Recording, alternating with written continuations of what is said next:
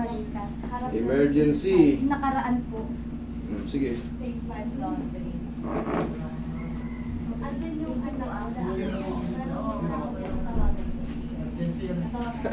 Pang-apat na matas. Dito ka. Ano namang ginawa mo? Ganun po ulit po. Please po Nabigla ko na naman po.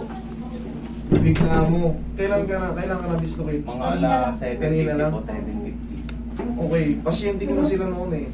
Opo. Ayan, madalas na di-dislocate. Tinuruan ko na kayo ng ano eh. Push up. Push up ka kasi nga maluwag na eh. Eh, pwede po yung mag-push up siya. Mamaya, pupush upin ko siya, pwede. Kasi nga, bakit? Ano ba diba, mamaya ako na yan, oh. Ayusin ko muna para... Ayusin ko muna. Hindi na nakapag-push up eh. Hindi na kaya. Kaya ba May yan? bigat na eh, may bigat. Bigat na eh. Ah. Natatakot na ano eh. Dito ka, Carl, dito ka. Yung Ano? Sige, nagre-request si Sir, gagagaling lang ng subiyahe. Pahinga lang daw muna saglit para yung breathing niya. Kararating-rating lang nila pero nauna na sila ngayon kasi itong mga emergency tinatanggap talaga natin. Mabilis lang to, mabilis lang to. Pero po parang hindi naman masyadong malalim. Ito po, yung buto. Nakarang babang na ba? Kala mo lang yun, ganun pa rin yan, Ganun bossing. pa rin. Ganun pa rin. Meron ka ba? Tingnan mo, bibitawan ko to. Wag po. Oh, wag. Oh, di wag. Ganun pa rin yan. Huwag na ba? Huwag mo na nalabanan. Ano, ang tulos na kami.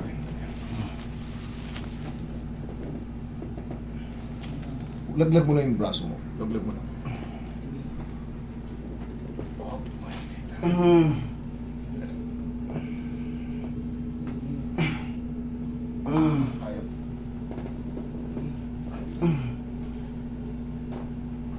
Yan na. Yan na. Okay, sige, pahinga. Pahinga mo na. Pambok na. Nakumbok na eh. Ayan, malalim. Sabi mo, konti lang ano, hindi.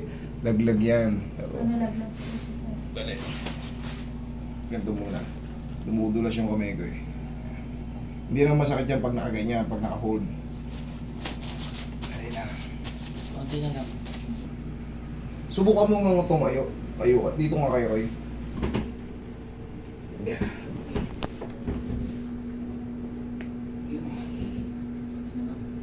Bumabalik eh. Bumabalik. Bumabalik. Dali lang.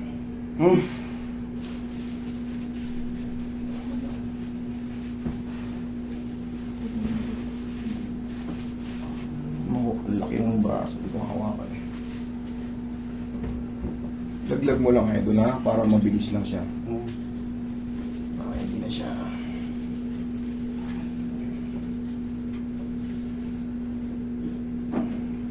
Ayan na.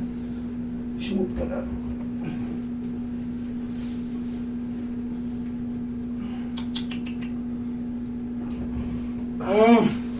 Yun na. Bumalik. Bumalik.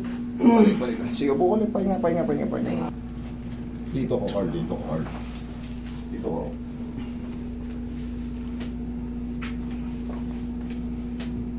Sige, laglag mo lang. Ayan.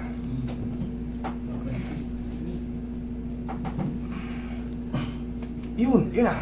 Isa pa. Ayan na. Yun, thank you. Thank you, Lord.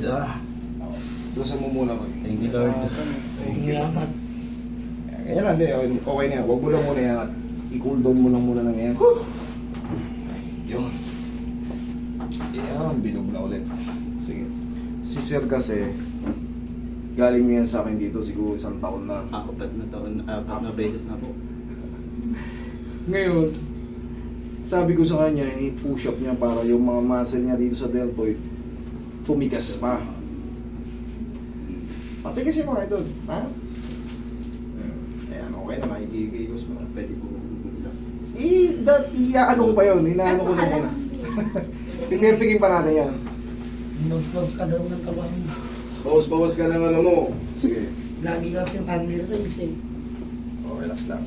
Perfect. Yan. Yan. Oh, shoot lang. Okay, idol. For the meantime, kailangan mo muna magpahinga kasi na-stress na yan kanina pa. Pero ang mahalaga, naibalik ka agad. So, mas less yung stress. Ang the best na gagawin yan, pagka naka-recover na wala na yung pain, sa kama lang. Sa kama lang. Kahit mga 5 o 10 lang sa araw-araw. Ang mahalaga, tumidin siya sa loob, tapos yung mga muscle mo, magde-develop. Okay? Thank you, Lord.